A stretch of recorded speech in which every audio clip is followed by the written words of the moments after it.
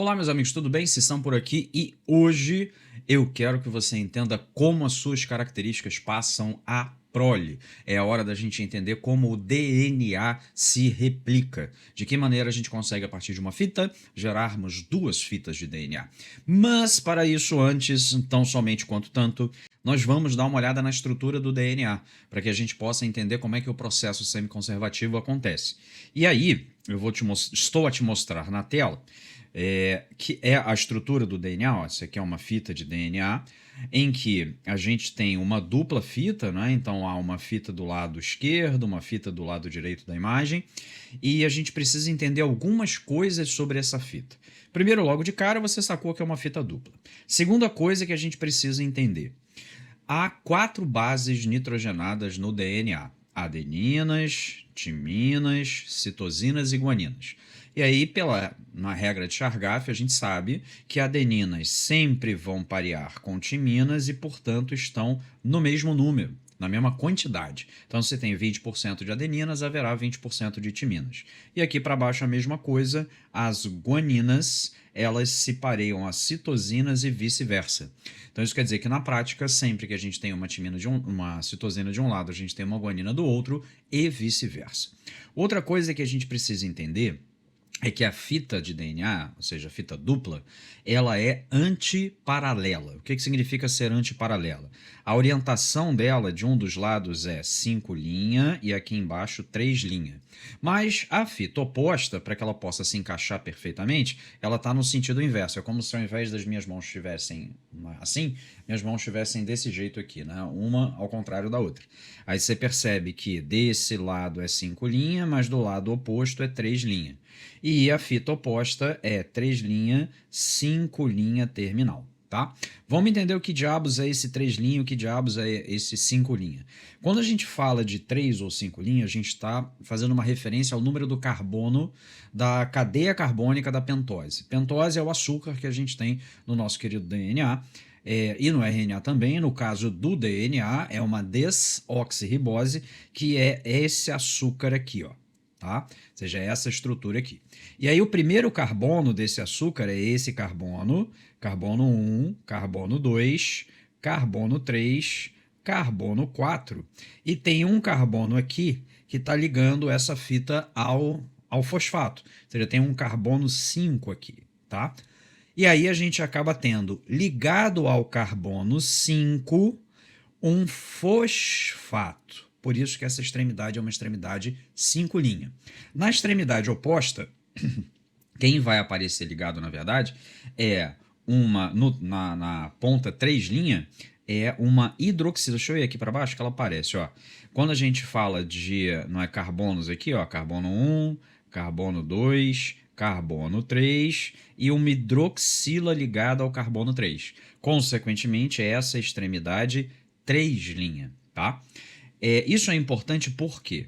Porque quando a leitura das fitas é feita, ou seja, quando a duplicação é feita, a DNA polimerase, que é a enzima que faz a duplicação, ela só consegue ligar novas bases na ponta 3' livre. Então seria mais ou menos assim: eu consigo ligar uma nova base nessa extremidade, fazendo a fita crescer para cá? Não consigo. Então aqui não dá para ligar uma base nova. Então eu não consigo crescer nesse sentido. Agora, nessa parte aqui de baixo, nessa ponta 3', nessa hidroxila, eu consigo fazer uma ligação fosfodiéster aqui e colocar uma nova base aqui embaixo? Consigo colocar uma nova base aqui embaixo. E isso vai acabar influenciando bastante o processo de replicação, porque como as fitas são antiparalelas, a nossa fita da esquerda, ela vai acabar crescendo a fita nova, né? Nesse sentido, ó, no sentido 5', 3' da fita nova, enquanto a fita oposta vai ter que crescer no sentido inverso. Ou seja, ela vai acabar crescendo no sentido 5', 3' da fita nova. Então isso quer dizer que a gente tem uma fita, e aí eu posso até fazer deixa eu pegar aqui um azulzinho. A gente tem uma fita crescendo para cá, a fita nova, e uma fita nova crescendo para cá. Esse processo antiparalelo vai acabar fazendo com que uma das fitas seja sintetizada de forma contínua e a outra fita seja sintetizada de forma descontínua. É a fita leading e a fita lagging. E aí depois para a galera específica, mais um aprofundamento desse negócio, que hoje é só a ideia é mostrar o processo semi-conservativo.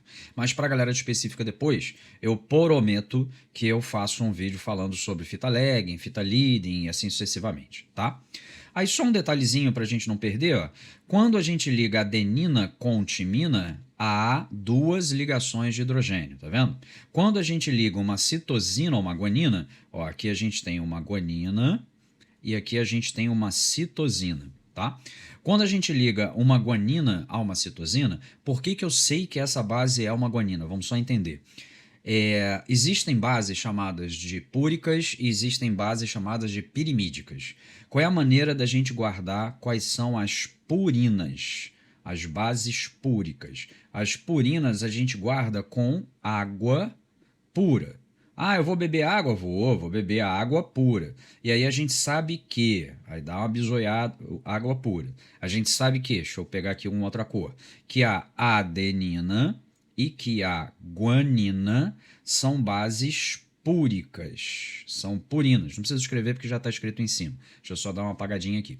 E o que significa ser uma base púrica? Significa que você tem na base púrica, a adenina, essa verdinha que está aqui em cima, ó, a verdinha que está aqui, e a guanina que está aqui embaixo, a gente tem dois anéis carbônicos nas bases púricas. E nas bases pirimídicas a gente tem apenas um anel carbono, que são a timina e a citosina. Beleza? Tranquilex, Edilex? Então, entre citosina e guanina são 3 ligações de hidrogênio.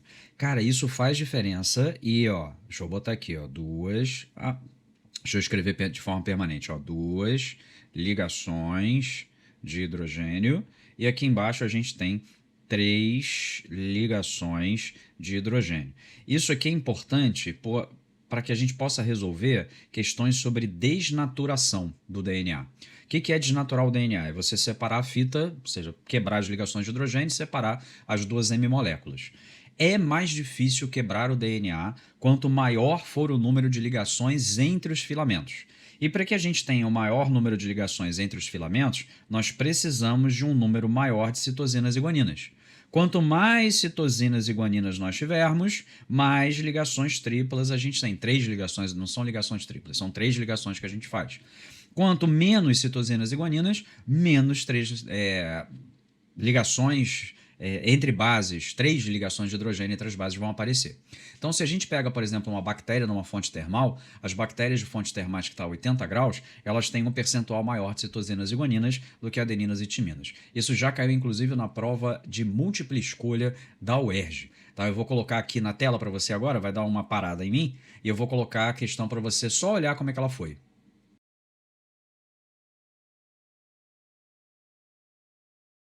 Beleza? Enxergou a questão? Lembrou dela? Tá, eu botei alguns segundos aí para você olhar como é que foi a questão da múltipla escolha. Agora vamos lá. Sabendo dessa estrutura toda, nós queremos entender a duplicação do DNA. E para que a gente entenda a duplicação do DNA, eu trouxe para vocês uma questão da prova da UERJ, tá? Do exame qualificatório da UERJ, em que ele fala de um experimento que foi super importante e que é um experimento utilizado várias vezes quando a gente fala de replicação semi-conservativa, porque era justamente isso que o experimento queria provar, que o processo de replicação era semi-conservativo. Tá? Havia uma dúvida naquela época em relação a isso. Então vamos lá devagar com a dor. Deixa eu pegar aqui uma outra cor, só para eu poder dar aquela rabiscada básica. Então, a natureza semi-conservativa do processo de duplicação do DNA foi demonstrada experimentalmente por Mendelssohn e Stahl. Tá? Esse é o experimento de Mendelssohn e Stahl, que é Mega Ultra Blaster famoso. Esse experimento foi realizado em 2 etapas. Primeira etapa. Amostras de uma bactéria foram cultivados em meio de cultura, onde a única fonte de nitrogênio era o nitrogênio 15. Tá? Que é um nitrogênio pesado. Posso até escrever aqui, ó, nitrogênio 15, que nada mais é do que um nitrogênio que a gente chama de pesado. A gente vai usar uma centrifugação aqui nessa história. Etapa 2, as bactérias resultantes da etapa 1 foram cultivadas durante 3 gerações em um meio contendo N14. O N14 é considerado um N leve. Então a gente tem um N pesado e um N leve. Observe o esquema que representa o início da etapa número 2. quando ocorreu a duplicação do DNA de bactérias da geração parental. Então, a geração parental ela está aqui, ó, geração parental, e foram obtidos da geração parental até a primeira geração. Os filamentos em vermelho são formados por nitrogênio 15. Então, o vermelho, deixa eu colocar aqui para tu. Ó, vou até mudar aqui, deixa eu mudar esse amarelo, botar o vermelho para a gente poder fazer a referência. Ó, o nitrogênio não é vermelho, é o nitrogênio 15. Então, essa fita é 15, 15, tá? Essa próxima fita eu já tenho um azul e um vermelho. E a fita de baixo é a mesma coisa, ó, 15, 15, mas a fita nova, porque lembra que os nucleotídeos agora, a partir dessas duplicações, eles têm nitrogênio leve, então essa fita é 14, 15 e essa fita já é 14, 15. Porque o meio, ele tem nitrogênio 14. O meio contém nitrogênio 14. Beleza? Tranquilex, Edilex? Aí ele pede para a gente fazer o seguinte. Na terceira geração de bactérias cultivadas na etapa 2, ou seja, está na primeira geração, precisamos fazer mais 2 duplicações, né, para chegar na terceira. O percentual de moléculas de DNA que apresentam filamentos compostos por N14 é igual a, então, 25%, 50%, 75%. Ó, vamos lá. Quando a gente coloca, deixa eu mudar aqui para preto, para a gente escrevinhar cá. Quando a gente fala que colocou novamente em N14 e que a gente vai fazer uma nova duplicação, isso quer dizer que a gente vai manter as fitas originais. A gente sabe que o processo é semiconservativo. A dúvida da galera é: o processo é semiconservativo, conservativo ou dispersivo? Se fosse conservativo, as fitas sempre se manteriam, as 2 fitas antigas continuariam juntas, ou seja, essas 2 fitas N15, eita, fiz caquinha. As 2 fitas N15 permaneceriam juntas e nós geraríamos uma nova fita completamente, 14, tá? Isso se fosse conservativo. Se fosse dispersivo, ia ser uma mistura aleatória. Ia ser um pedaço de 14 misturando com 15. Mas não é nenhuma coisa nem outra. Como é que eles fizeram para entender esse processo, só para a gente não ficar já sabendo que é assim, né? Eles simplesmente pegaram cada uma dessas gerações e colocaram num tubo de ensaio. E nesses tubos de ensaio, eles colocaram o DNA de cada geração, da geração parental. Depois eles fizeram um tubo de ensaio para a primeira geração. Depois eles vão fazer um tubo de ensaio para as outras gerações. Quando eles centrifugaram, a solução era de cloreto de césio, só para constar. Quando eles centrifugaram a primeira geração, eles encontraram uma mancha, ou seja, um aglomerado de DNA, numa faixa um pouco para baixo do tubo de ensaio, porque o N15 pesado ele é mais denso. Então isso quer dizer que aqui a gente tem fitas que são 15 e 15, tá? Quando a gente vai para a primeira geração, what happened? Foi, resolveu. Achei que eu tinha me lascado. Quando a gente vai para a primeira geração, eles não encontraram mais aquela mancha no fundo. Eles encontraram uma mancha que ficava no meio do tubo de ensaio. Ou seja, na verdade, aqui a gente já tem uma mistura de N14 com N15, porque a gente já não tem uma densidade tão lá para baixo, mas também não tem uma densidade tão leve. Então, essa mancha aqui é uma mancha N1415. E aí, vamos lá. No próximo tubo, se o processo é semiconservativo, o que aconteceu? As 2 fitas originais foram mantidas. Então, a azul original foi mantida e a vermelha original foi mantida. Mas nós estamos em meio contendo nitrogênio leve. Então, isso quer dizer que os novos nucleotídeos, se a gente está mantendo essa galera em nitrogênio leve, os novos nucleotídeos eles vão ser ligados, a fita original azul, que já era azul, e a fita original que é vermelha. O que a gente percebe, o que a gente vai perceber no tubo de ensaio dessa geração, tá? Vou desenhar aqui o tubo de ensaio, tudo que acontece para cima acontece para baixo, né? Então eu não preciso fazer os 2 desenhos. A gente vai perceber agora uma mancha na região mais alta do tubo de ensaio, que vai corresponder ao 1414, e uma fita no meio do tubo de ensaio, que vai corresponder ao que a gente chama de 1415. Vou dar uma ampliada. Então, a gente tem o 1415 de baixo e temos o 1414 de cima. Beleza? Tranquilo, né? Vamos fazer, porque aqui é a segunda geração. Aqui é a primeira, essa aqui é a segunda geração. Então a gente tem que fazer mais uma duplicação. Então vamos fazer mais uma duplicação aqui e vamos também fazer uma nova duplicação aqui embaixo. Ó, duplicou lá, duplicou aqui. Se duplicou lá e duplicou aqui, então essa fita azul vai ser separada. Uma fita para uma célula, uma fita para outra célula. Essas fitas azul e vermelha vão ser separadas. Uma fita azul numa célula e uma fita vermelha na outra célula. Deixa eu dar uma incumpridada aqui. E o meio continua sendo um meio contendo N14. Então aqui é N14 e aqui embaixo também é um meio contendo N14. Então isso quer dizer que a gente vai parear fitas novas que são azuis. Então uma fita azul em cima, outra azul, aquela azul que já era a fita original, uma fita azul original sempre que a gente fala é da geração que a gente está duplicando, não é da primeira lá. Não. E aí uma fita azul nova pareada a essa vermelha. O que aconteceu na terceira geração, que é essa aqui, ó? Chegamos no ponto da nossa resposta. Ó.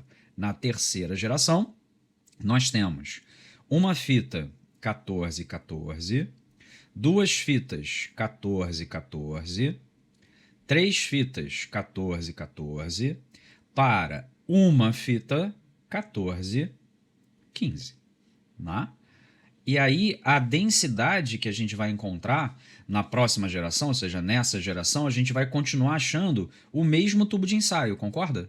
Ó, a gente vai continuar tendo nesse novo tubo de ensaio N1415 e N, não é 1414, perdão, e 1415. Mas em qual proporção? Na proporção de 3, 1414, 75%, ou seja, isso aqui equivale a 75%, 75%, para, não é, 25% aqui embaixo, ó, 25%. Certo? Entenderam o raciocínio? Porque, e como o processo é semi-conservativo? Sacaram como é que é a estrutura da replicação? E aí a nossa resposta dessa questão é 75%, letra C de coração. Ou seja, cuidado com questões, a prova da UERJ gosta bastante disso, mas é claro que a prova do Enem não está livre de perguntar um negócio parecido. Deixa eu botar só o 75% aqui. Ah, não caiu aqui, é só porque eu tenho toque. Então deixa eu botar aqui, ó, 75%. Pronto. Pode cair na prova do Enem, é um experimento extremamente famoso, prova que o processo é semi-conservativo. Eu acho até que no Enem ele pode perguntar essa questão dos percentuais. Essa questão dos percentuais é muito UERJ. A UERJ, inclusive, ela perguntou outras vezes já.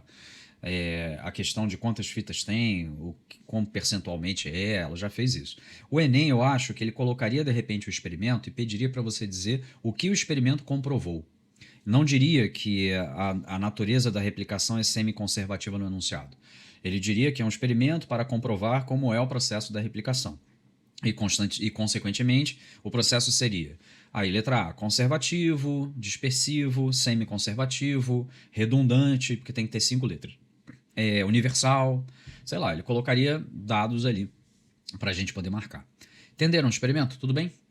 Então, se você achou o vídeo legal, maneiro, interessante, dá aquela seguida no canal, manda para ele amiguito que está fazendo profita. Pode ser do vestibular, isso aqui é questão de vestibular, mas pode ser alguém que esteja no primeiro ano se preparando e queira, até para a prova, não é, do ensino médio, e aí você também acha que vale a pena a gente aprender, porque isso aqui é muito provável que o professor do primeiro ano, que é onde normalmente a gente vê a parte de bioquímica, é muito provável que o cara do primeiro ano, o professor, coloque uma questão disso. Talvez até uma questão da UERJ, né, se a prova for de múltipla escolha.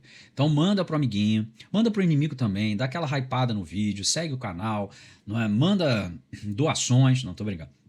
Doação não precisa não. Esse vídeo ele gostaria muito de ser patrocinado pela Coca-Cola. De repente um dia eu recebo esse patrocínio. Coca-Cola de graça na minha casa.